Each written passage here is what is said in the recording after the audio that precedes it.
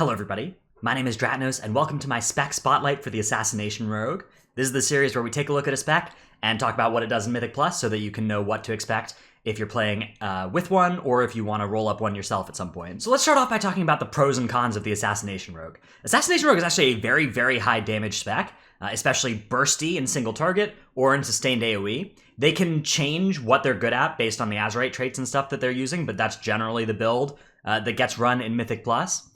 And if it weren't for Outlaw Rogue just doing equally phenomenal and maybe even better damage and having a little bit more utility, Assassination Rogue is one of the best specs in the game. It's just only outshone by the fact that you can play Outlaw on the same character. Sin Rogues also bring all the Rogue utility. We're talking about Shroud, Sap, Vanish. These are huge things that in many dungeons, there are extra packs that you can skip by having a Rogue in the group. And there are extra strategies you can use to handle the packs you are going to fight because you're going to start off with a Rogue. Assassination Rogue has a couple of special pieces of utility. We'll get to that more when we talk about their specific abilities. There are some things that Outlaw has that they don't, and there are some things that they have that Outlaw doesn't. On the balance, right now, Outlaw is a little bit more favored in the metagame, but you know, if numbers were a little bit different, I could easily see people arguing that all the Sin Rogue utility was better. I think it's more just kind of a damage numbers thing that's causing people to argue that all the Outlaw utility is better. One of the drawbacks of the Assassination Rogue is they kind of have to make a choice when they're gearing. They can't really be good at, you know, priority damage, single target damage, and AoE damage all at the same time. They have to look at their Azerite traits, and that Outlaw Rogue basically gets to pick, you know, an Azerite trait that's good in all situations. Like Deadshot just increases their single target damage and their AoE damage. Assassination Rogue has to look at these traits and there's like, well, there's a really good AoE trait, there's a pretty good single target trait, but it adds some restrictions to how you can play, and it's also good on cleave.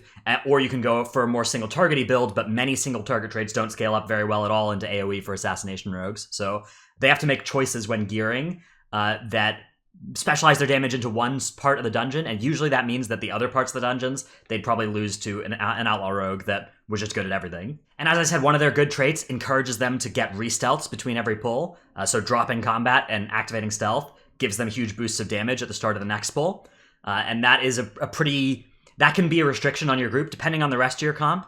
This might be something that is, you know, really drawback to do, and you may end up causing your Assassination Rogue to lose a lot of damage or causing the rest of your group to lose a lot of damage based on what you decide to do with dropping combat. So that's definitely an extra thing that you have to think about when you have a Sin Rogue in the group. Okay, let's talk about the key abilities of the Assassination Rogue. The biggest thing that any Rogue brings is Shroud. The first Rogue in your group in particular, the first Shroud you get, is just insane in terms of how much better it makes the packs you have to pull in the dungeon. It just lets you skip the most annoying packs. It lets you Shroud to a boss and use your Bloodlust and get an extra Bloodlust in the dungeon, basically, in a lot of cases, because, you know, sometimes you're just sitting there and your Lust is coming off cooldown, and there's still like 3 packs you have to pull before the boss, and you're just gonna have to wait 3 minutes before you can Bloodlust. If you have a Rogue in your group, you can just Shroud right to the boss and use your Lust immediately, and then back pull the trash later. And that ends up adding extra Bloodlust throughout the dungeon. It means that you can pull the right-sized pull for the situation much more often. And there are just these obnoxious pulls in many dungeons that just need to get skipped. Or there are some dungeons like King's Rest or Temple of Cithralis where if you just don't have Shroud, your options are death runs, which are sketchy and slow, and can sometimes just end the run if they get executed poorly, or pulling extra trash and going over 100% mob count. Anytime you're over 100% mob count, you're being inefficient, right? You're killing more trash than you have to, and Rogue removes those pulls from the dungeon. They also have Sap, which is an out-of-combat CC. So Sap and Imprison are 2 special abilities where, unlike every other form of crowd control in the game, if you Sap an enemy, the whole group can just walk right on top of it, and nobody will get in combat. Whereas if you polymorph it, you hex it, you repentance it or whatever, it will get in combat if you walk near it, and then you'll have to deal with it once the CC ends. So Sap especially useful there. Also good on bolstering weeks because you can Sap something before the combat starts, and then it won't get bolstered onto, even if you kill stuff near it. So a lot of big value in Sap, a much better crowd control option than pretty much anything else except for Imprison. Sin Rogues also have Blind. This can be used in combat, but it's not like Sap. You know, stuff will still get in combat with you if you run next to it. There are some cool strategies that involve the Rogue blinding something, walking next to it, and getting in combat with it. And the way that blinded mobs work is they actually only get in combat with one enemy at once. So the blinded mob will get in combat with the Rogue, and then the rest of the group can run by and be out of combat.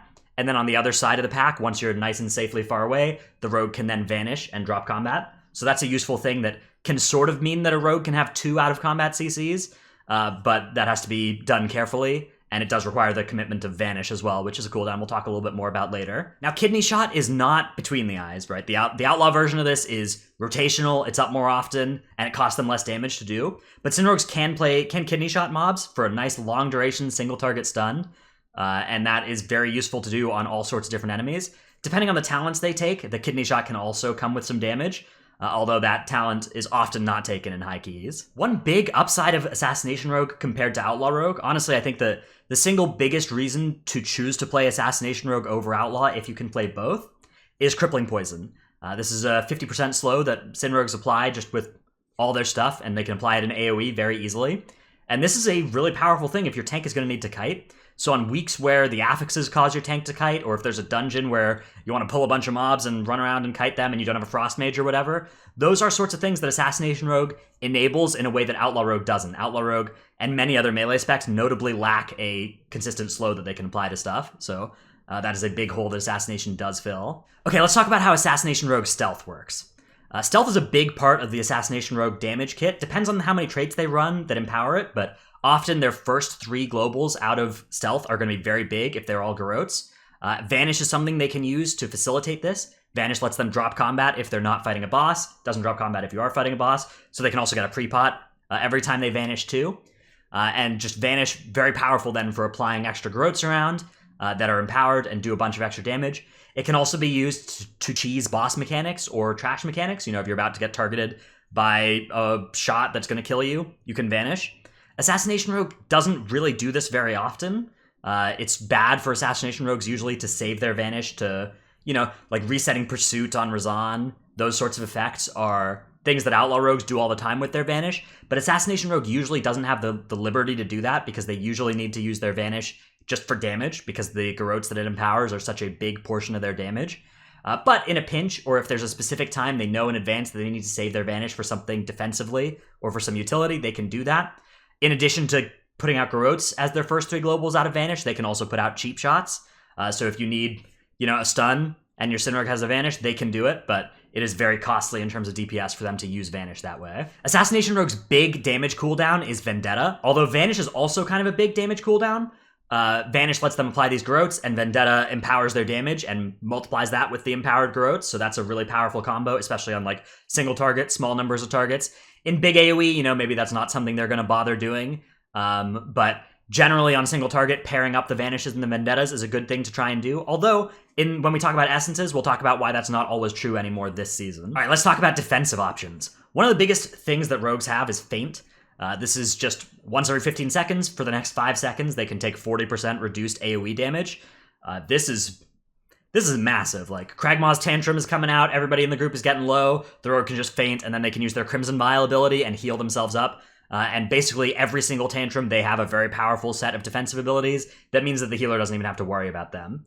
So anything that's coded as AoE damage, which is more things than you'd think. Some things that you'd think are single target are actually coded as AoE, and so Feint will affect those. It's massive. It's a massive damage reduction effect there that they can have up for basically every time they'll want it.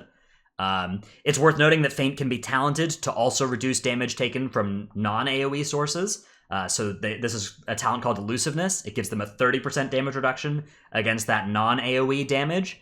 This is really good for heavy, predictable, but unlikely to be like spike lethal damage.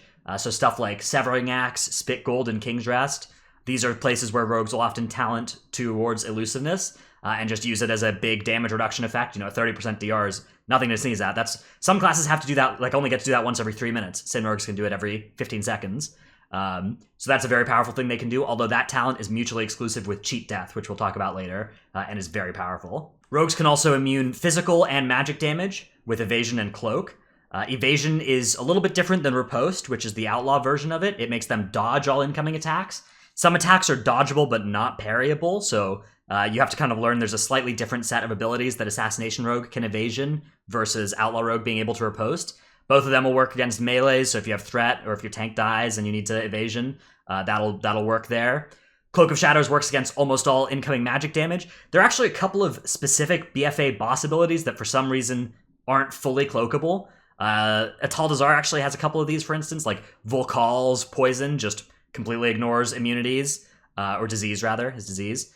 Yasma's, like if the ads reach Yasma, Cloak will immune the damage but won't remove the dot. So there are some effects that ever since like Tomb of Sargeras, they've had this technology in the game to make stuff not immunable fully, and they've used it on some stuff in BFA, so sometimes you'll have to watch out for that, but for the most part, you can just cloak any kind of magic damage and completely be fine against it, and that's really, really strong. This is great just in many dungeons. It's a way to save your life on a 2-minute cooldown, and on affixes like bursting, it's also very big there, because you can just remove all your bursting stacks and prevent application of any more ones for the next 5 seconds. Cheat death is something rogues can talent into that basically says if they would die, then they don't die, and it can only happen once every 6 minutes. And that is extremely strong. This saves lives. This saves many lives over the course of many different Mythic Plus runs, and it's one of the massive pieces of defensive utility that rogues have. Rogues can also use Tricks of the Trade to redirect their threat, usually to the tank. This is very good. Tol Dagor is a place where it's at its most broken, because you can use it and then get in a cannon and keep redirecting all your threat for 30 seconds instead of 6 seconds, because it's bugged in the cannons and just works forever. So very, very powerful there. But even everywhere else in dungeons, it's extremely strong. Skittish weak, or just in general, tanks often have trouble with threat, especially if they're not prot warriors, against really high damage DPS. Just everybody else's damage scales so highly this expansion that tank threat is often an issue. And Tricks of the Trade goes a long way to help fix that. It means that the rogue themselves is very unlikely to pull threat, because a lot of their threat was applied to the tank instead of them. And you can use this to send mobs to the tank from far away, so your tank can, get in a position or whatever, and you can just run into a room, Tricks of the Trade them, and, Fan of Knives a bunch of mobs out, and then vanish and run away or whatever, or just run away and shadow step out of there or something. All those kind of ways to pull packs with tricks are extremely strong things that Rogue lets you do. You do have to be a little bit careful as an Assassination Rogue. Oftentimes, your first couple globals in a pull are like Garrote, Rupture, Crimson Tempest, and you're applying these bleeds, and those bleed applications aren't actually much damage up front. So if you tricks your first couple globals, you're actually pretty likely to not send that much threat over. You may want to wait on your tricks until A of all everything is grouped up, and B of all until you're spending damage or globals on stuff like Fan of Knives and Envenom that are upfront damage, and then transferring all of that threat. All right, let's talk about the builds of Assassination Rogue.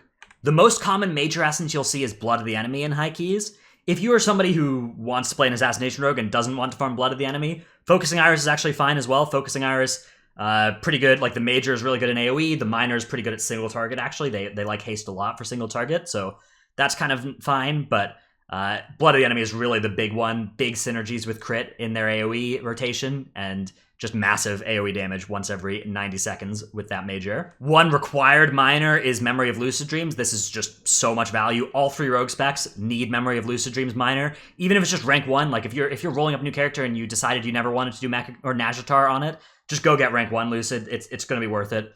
It's so good for 1 minor spot. It gives you so much energy refunds, and it means that you basically need 0 haste, and you don't want haste anyway, so it works out really nicely there. The other minor slot is much more wide open. There are a lot of different choices there. One thing you can play is Vision of Perfection.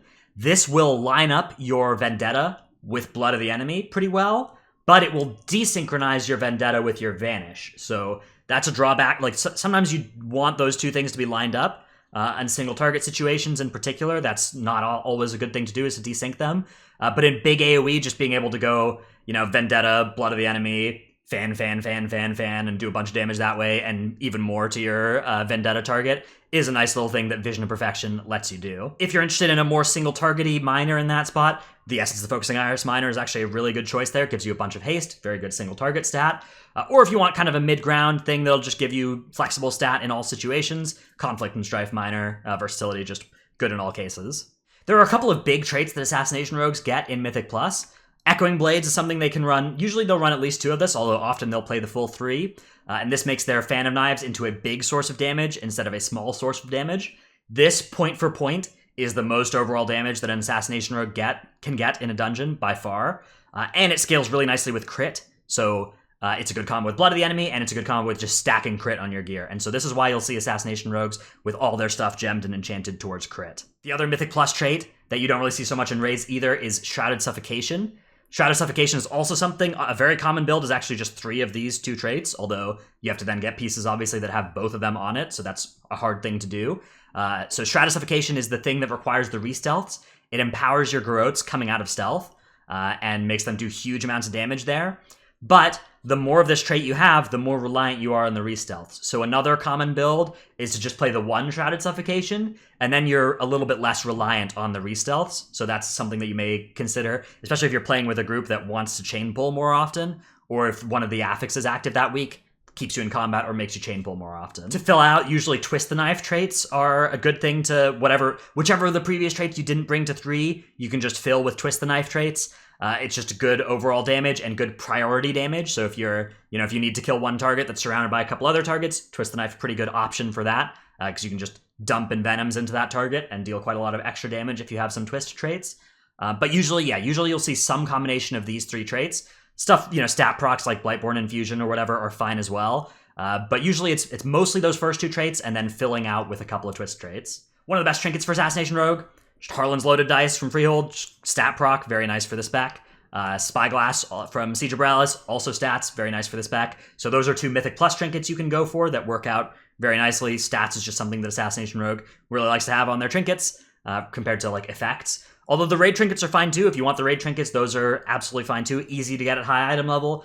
I would recommend going for the Mythic Plus ones if you could choose at the same eye level, but obviously you can't always do that, so the raid ones definitely work as well. Other good options, the Alchemy trinket, a nice socketed trinket, stat proc on it, very good thing for Sin Rogues. Or the PvP, I think this is the Insignia, the stat proc one, also just good rate, good throughput on stats there, very good for Sin Rogues. Okay, let's talk about the considerations you need to make with your group comp when you have an Assassination Rogue in here. First of all, I think one thing to think about is when would you maybe choose to play Assassination instead of Outlaw if you can play both. One of the affixes where I think Sin benefits quite a lot is Bolstering. They can do pretty good priority damage, especially if they have some twist traits, and Bolstering stops you from chain pulling, right? You can't just keep pulling because you're going to bolster onto the new stuff. If you pull in the next pack when the old pack is at 20% health, which is a common strategy most weeks, on Bolstering that'll punish you a lot. So Sin Rogues are really happy to stop combat, stop bolstering, and re-stealth. And that works out really nicely for their damage. Necrotic is another affix where I think Assassination shines relative to Outlaw because it brings access to that slow. That extra slow lets your tank kite. And there are many group compositions these days that don't have other slows. Specs like Frostmage aren't that popular around there, and that's a spec that did a lot of slowing in previous seasons. And many tanks just don't have a good way to slow mobs themselves, so the Sin Rogue bring that consistent crippling poison slow to the entire pack for the entire pull. Very strong thing to do there. One of the problems with Sin Rogue is if you're playing with specs that need to chain pull.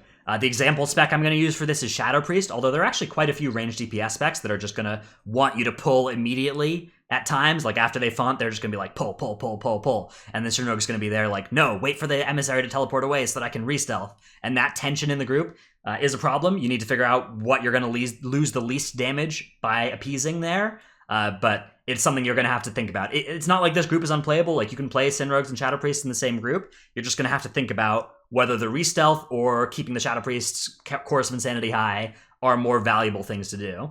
Thanks everybody for watching my Assassination Rogue spec spotlight. I hope you learned something about the spec here.